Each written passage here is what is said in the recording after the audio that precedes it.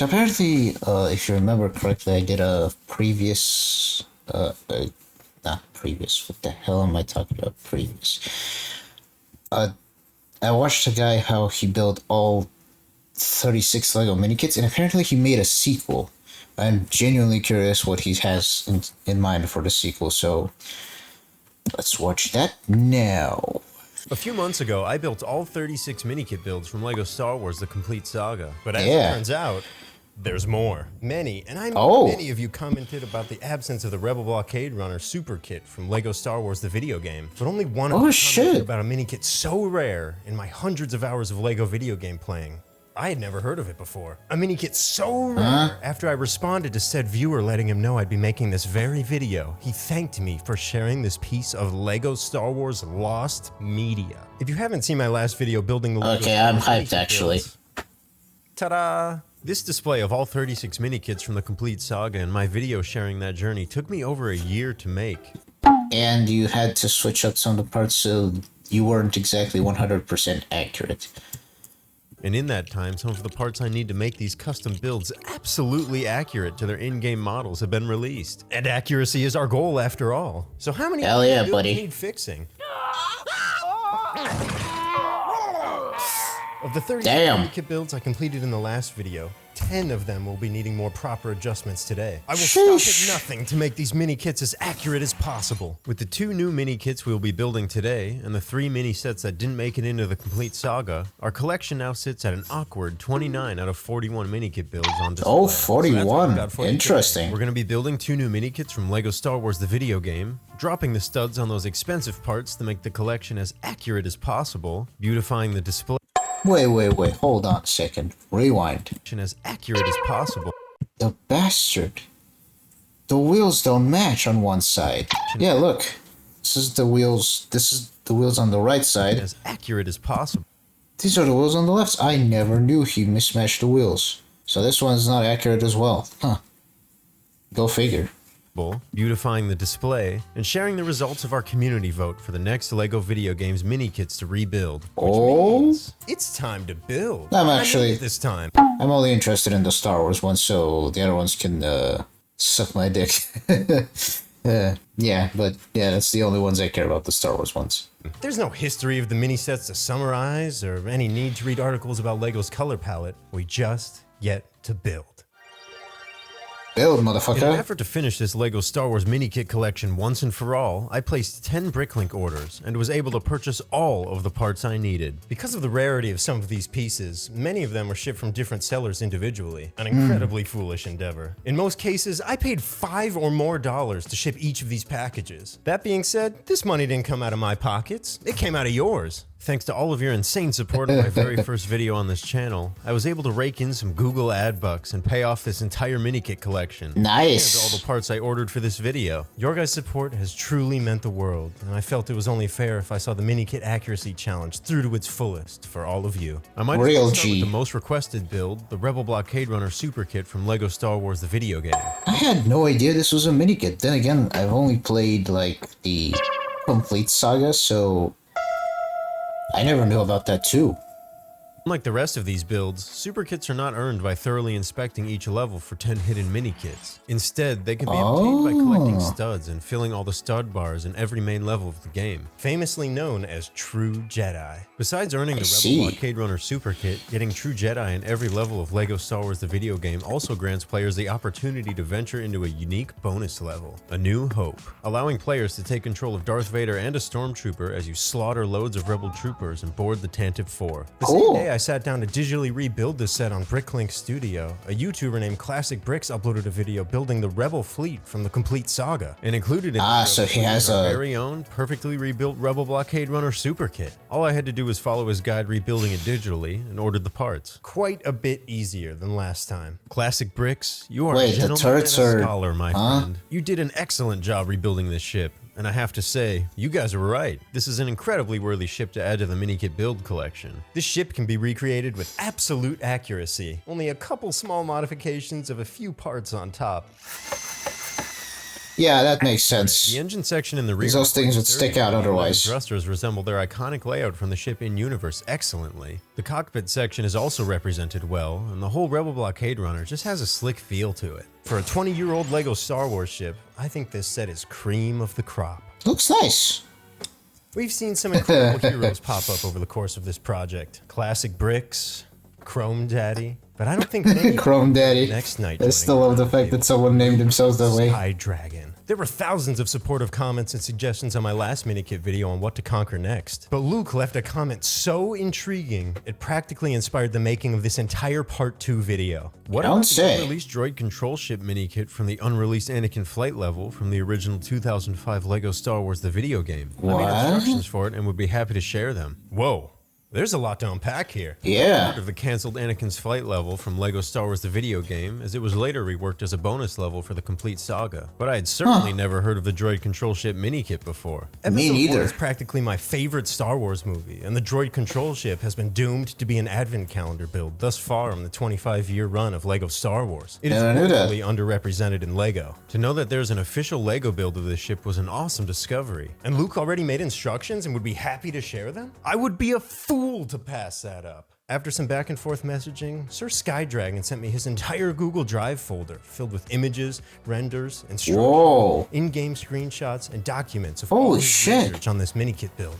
John Burton, the founder of Traveler's Tales and director and designer of LEGO Star Wars the video game and LEGO Star Wars 2 the original trilogy, most LEGO games 2005 to 2016 prototype version of LEGO Star Wars the video game for the PlayStation 2, going into quite a bit of detail regarding you even use the ships in this flight level. Okay, that's kind of more fun. About the original version of this scrapped level, I'll leave a link down below. It's worth the watch. That same development prototype copy of LEGO Star Wars the video game is where the droid control ship Minikit was found. To summarize Luke's short write-up on how they replicated this Minikit, he first had to download and play this development copy of the game, as there was almost no screenshots or recorded video of it on the internet. This game didn't have the ability to disassemble and rebuild the builds like the complete saga, which certainly led to a lot more puzzle solving for how the ship was actually assembled. Luke mentioned attempting to stay accurate to the part molds and colors available in 2005. The only major change is the central 4x4 round brick, including the Technic holes, as without it, there's no way to connect this part to the main structure of the build. Besides the intuitive instructions provided, he also included two separate part lists, one with absolute, complete accuracy, and the other with appropriately substituted pieces. I opted for a combination of both when purchasing these parts, by splurging on the more visible pieces on the exterior. Although the build process was very repetitive, the final product clearly speaks for itself. Circular structures are not easy to create with LEGO, and even though this was designed digitally in 2005, I don't think there are many new parts that could be used to make a droid control ship look.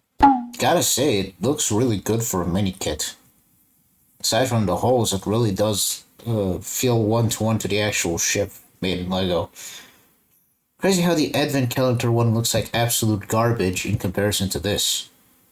Why not just make this an official Minikit? God fucking damn it, LEGO. More excellent than this at the scale they had to work with. I do think you would be able to make a more stable version with newer parts, as this is probably the most fragile Minikit build so far. As a display piece, I don't think I could... Yeah, those hinges would definitely separate. Simply awesome.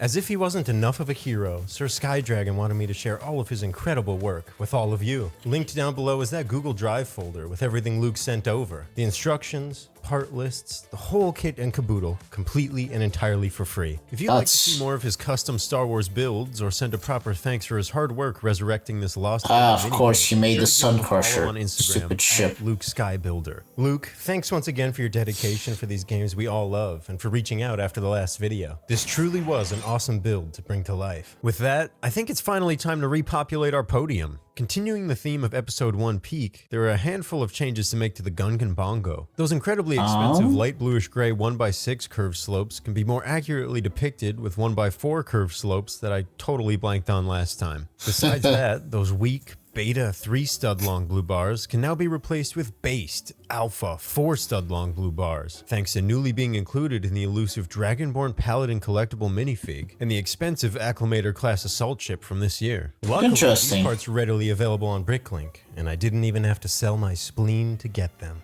I don't know if you guys are ready for the Naboo Starfighter. This one. Forging on those curved yellow bricks in the back and that supple light bluish gray underbelly has gifted us what I might believe to be the glow up of the century. The Naboo Starfighter is meant to be a sleek ship, and now it finally is. Some of you left comments on the last video saying I should have chromed the Naboo Starfighter as well. And while Would I be agree cool, it probably actually. would look even cooler, I would argue that this mini kit is not chrome in game. And need I reiterate our goals of complete accuracy? Regardless, this I ship guess is that makes sense. so good. If you watched the previous video, I know what you might be thinking. Darth Maul's Sith infiltrator, didn't he already fix that one? It's true, I did, but I have some bad news. Like the X-Wing and Millennium Falcon, we've got another print to remove, this time on the back of the ship. I don't know how I missed this last time. I didn't even know that was there. Accurate, and you can't stop me. I still give this ship the same rating as last time. It's fine. Dooku's ship also has some parts to replace. Those two reddish brown hinge pieces on the top and bottom of the ship. I also give this mini kit the same rating as last time. The lovely turquoise dropship only has one piece to replace, and that's the fairly hidden 1x3 inverted slope on the bottom of the build. When I originally built these mini kits in early 2024, the only way to get that part was to purchase the Art Macaw Bird set, which I had no interest in doing. At this point in 2025, that piece was only a link order away. Besides the slightly smaller dish on top, and of course, being turquoise, this ship is now as accurate as can be. The V-Wing is actually the mini kit I bought the most replacement parts for, changing the ship from red to the much more accurate dark red. The inhibiting pieces that sparked the original change to red were those expensive dark red hinges for the two smaller wings in the back, and I think I understand why that's the case. Besides only being included in the 2002 Tusken Raider encounter, both of these parts almost exploded when I assembled this mini kit. Each of them have small stress lines from clipping the hinge into the base. If I wasn't as careful or previously aware of the fragility of dark red parts, they would have certainly shattered. That being said, the dark red V-Wing looks exponentially better. I may have slept on this ship last time, but now I think it holds its own on the podium of mini-kit builds.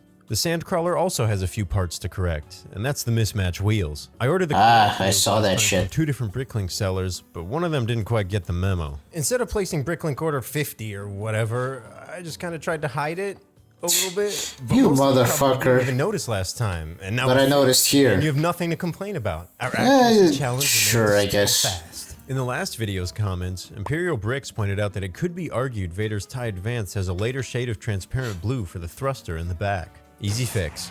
The most expensive parts I ordered for this video were these 5 reddish-brown 1x2 panels. If you had asked me about the rarity of these pieces prior to making this video, I would have told you I probably have a bunch of them in my Lego bins. If only I was that lucky. These reddish-brown panels can be found in a handful of 2005 Lego Star Wars sets, but are mainly sourced from a single character build from everyone's favorite 2011 theme, Cars. Oh yeah, I'm referring to the make true that. American hero, Mater. Toe Mater. Yeah. Although 2 reddish-brown panels were included in I completely forgot that was a series in I was only Lego. able to find a maximum of 1 panel at each of the Bricklink stores I was shopping at, which meant I had to make 5 separate purchases. Although the parts themselves weren't more than $2 each, paying shipping on each of these 5 orders brought the average price of these reddish-brown panels to $8.07. For those things? What the fuck? Stupid pieces. And the worst part? They're literally for 2 of my least favorite builds of the collection, the Desert Skiff and the Sail Barge. Now, do these changes make these 2 mini-kit builds look any better? Unlikely. Maybe like a smidge of a % better? But was this worth $40 whole? Nah. Absolutely yes. Just look at the accuracy. Placing Jabba's... I mean, it's kind of like the equivalent of Yu-Gi-Oh cards, I guess. It's not worth the money, but if it's a card I really like, sure, I guess. Yeah, you know what? Might have been worth it. Sail Barge and the Desert Skiff on the podium. That is now 41 out of 41 accurate mini-kits rebuilt from LEGO Star Wars the video game and LEGO Star Wars the complete saga. Before we move on to beautifying the display, I wanted to quickly discuss a few of the other mini-kit builds I saw comments about last time. A lot of you mentioned the Episode 3 Jedi Starfighter and Arc Fighter mini-kit builds were real polybags from 2005 and not custom builds. While it is true that there were polybags released at both of these ships in 2005, neither of them are that similar to their builds in-game. Comparing them side by side, there are quite a few differences between Yeah, the turrets on the Starfighter are completely different. In the artwork, it already looks on the back looks completely different from the one on the game. They are somewhat identical, but they have major differences, especially the engine part for the Arc Fighter. like, for to compare. This one has like the white cylinders here and some red. This one has no cylinders and just red. This one has like the angled wings here that are supposed to give it more, you know, dynamic isms, but it doesn't have it here. Not to mention that it's full glass, transparent pieces, as opposed to like solid piece in the back and transparent here. Not to mention the turrets. These are just slim, stick, and these ones are thick at the tips. My favorite kind of thick. Yeah. But yeah, they are what they are, but not exactly accurate to the game. Huh. Fun.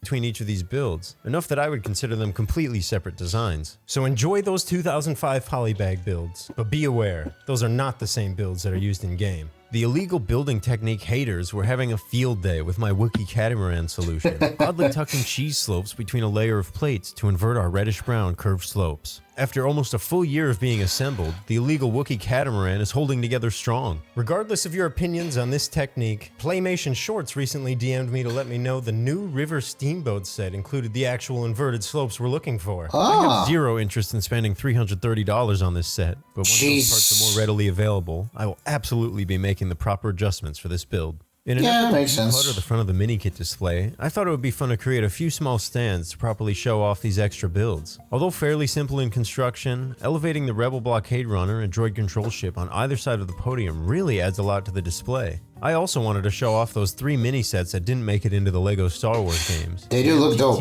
Anakin's pod especially the slave one from yeah, I thought from this Django. would be a great opportunity to show off Django's ship in its flight position, and the 2 slave ones nearby on the display showing off both transformations of this ship are greatly satisfying. Dope. I also wanted to show off a few items from the game, including a blue mini kit, True Jedi stud bar, a red brick, and of course, a mini kit. Just missing a gold brick. True. Are 3 printed parts with the LEGO Star Wars The Complete Saga logo. I purchased these parts from a vendor at Brickworld Chicago last year, and I truthfully don't remember what the shop's name is. If you know, leave a comment down below, and I'll be sure to add a link to the description. With that, I believe the LEGO Star Wars mini kit collection is finally complete. Be sure to stick around until the end of the video for the grand reveal of the next mini-kits I'll be remaking, but there were a few things I wanted to mention. The Skywalker Saga? Wait, the Skywalker Saga has mini-kits? I had no idea about that. But seeing the builds thought they got rid of them. has been an absolute treat, and having so many of you join in on this journey has been a massive privilege and a highlight of my video making career. Thank you all so much. Speaking of seeing these builds in person, I will be bringing both my Portal of Atlantis mock and the complete LEGO Star Wars mini kit collection to Brickworld Chicago this year. If you're anywhere near the Chicago I had no idea area, that was you made an Atlantis build. It truly is an awesome show to visit as a LEGO fan. I can't wait to meet you guys there. If you haven't already checked it out, I uploaded a video showcasing my monstrous LEGO Atlantis mock that I've also been working on for the past year, and discussing the history of the LEGO Atlantis theme in honor of its 15th year anniversary. This was my first big custom LEGO build, and I couldn't be more proud of it. Lastly, it's time I reveal the next LEGO video game mini kit collection to conquer. A few weeks ago, I put up a short video discussing the 3 most popular requests for games to visit next for you all to vote on: LEGO Indiana Jones, LEGO Batman, and LEGO Star Wars The Skywalker Saga. Skywalker Saga? Other banger video ideas that I'll be Hopefully. working on before the next mini kit video, so I hope you guys subscribe and check them out. Once again, thank you so much for watching, and I'll see you all next time. Nah, it's Indiana Jones. Oh, sure, I guess. Coming soon-ish. Considering it took him several years to build the Star Wars ones, it's gonna take him way more for the Indiana Jones ones. I'm gonna tune in when he makes the Skywalker Saga, but again, pretty interesting trivia video, not gonna lie.